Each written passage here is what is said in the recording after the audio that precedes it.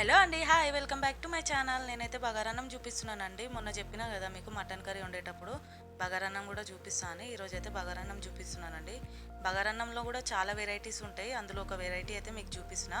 Video మాత్రం పూర్తిగా చూడండి. నచ్చితే లైక్ చేయండి, షేర్ చేయండి, సబ్స్క్రైబ్ చేసుకోండి. ఇప్పుడైతే స్టార్ట్ చేసేద్దామండి. ఇక్కడైతే 2 గ్లాసులు బాస్మతి బియ్యం తీసుకున్నాను నేను. మంచిగా నీట్గా వాష్ చేసుకోవాలి. ఒక గంట సేపన్నా నాననియాలి బియ్యంని. ఆ గంట సేపే నేను మటన్ కర్రీ వండేసిన. ఇప్పుడైతే మీకు ఖాళీ బగారా రైస్ చూపిస్తున్నా కదా, అందుకని చెప్తున్నా. గంట సేపు నానబెట్టుకోవాలి బియ్యంని. ఇప్పుడైతే ఒక బగోన పెట్టేసుకుందాం. ఒక హాఫ్ కప్ అయితే నూనె వేసేసుకోవాలి.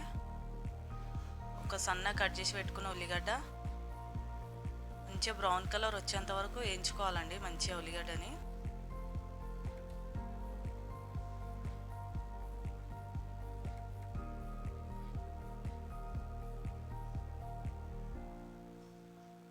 ఇందులోనే ఇప్పుడు మనము బిర్యానీ ఆకు వేసుకోవాలి. ఒక 4 బిర్యానీ ఆకులు వేసుకోవాలి. ఇంకా సాజీర ఐటంగా ఏం వేయలేము కదా, అంతే అండి, తర్వాత వేస్తాం అవన్నీ. ఇప్పుడైతే కొంచెం ఉప్పు వేసుకొని కలుపుకోవాలి. మంచిగా బ్రౌన్ కలర్ వచ్చేంత వరకు మంచిగా ఫ్రై చేసుకోవాలి. ఇప్పుడైతే ఒక చిన్న మసాలా అండి, 4 లవంగాలు, 2 ఇలాచీలు, ఒక చెక్క మంచిగా దంచుకోవాలండి. దంచి పక్కన పెట్టుకోవాలి. ఇప్పుడే వేయొద్దు. కొంచెం అల్లం పేస్ట్ అయితే వేసుకోవాలి. ఇప్పుడు ఉల్లిగడ్డల మంచిగా వేసుకొని ఫ్రై చేసుకోవాలి.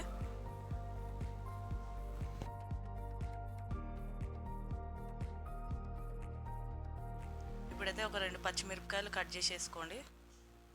కొంచెం పుదీనా,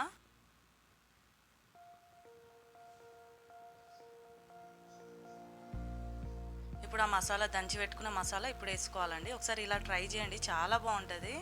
కొంచెం కొత్తిమీర వేసుకొని కలుపుకోవాలి. ఇప్పుడైతే వాటర్ వేసేసుకుందాం.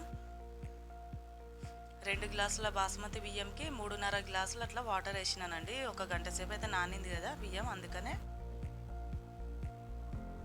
మంచిగా మసల పెట్టుకోవాలి. ఇట్లా మంచిగా మసలేటప్పుడు మనం నానబెట్టిన బియ్యం వేసేయాలి.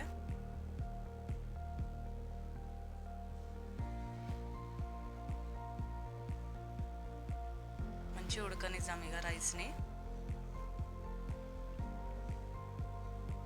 ఒకసారి ఇలా ట్రై చేయండి, చాలా బాగుంటుంది. చూడండి ఒకసారి మీరు ఇట్లా ట్రై చేసి చూడండి. ఇప్పుడైతే అన్నం అయితే ఇంకా కొంచెం దమ్ముకైతే కావాలండి. ఇంకొక 2-3 నిమిషాలు అయితే అయిపోతుంది. కరెక్ట్ పర్ఫెక్ట్ మంచిగా ఉడికిపోయింది అన్నము. ఇప్పుడైతే దించినాక చూపిస్తానండి. నేను ఒక 2-3 నిమిషాలు అయినాక గ్యాస్ ఆఫ్ చేసేసినానండి. ఇట్లా ప్లేట్లో వేసుకున్నా. అన్నం అయితే మంచిగా అయిందండి, చాలా బాగుంటుంది టేస్ట్. ఒకసారి ఇలా చేసి చూడండి మీరు కూడా.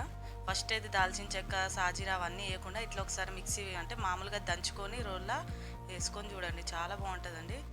ఈ వీడియో మీకు నచ్చితే లైక్ చేయండి, షేర్ చేయండి, సబ్స్క్రైబ్ చేసుకోండి. మటన్ కర్రీ రెసిపీ కూడా పెట్టినా కదండి, అది కూడా చూసి లైక్ చేయండి. మీరు సపోర్ట్ చేస్తుంటే నేను మంచి మంచి వీడియోస్ పెడుతుంటానండి. మరొక మంచి రెసిపీతో కలుద్దామండి. బాయ్.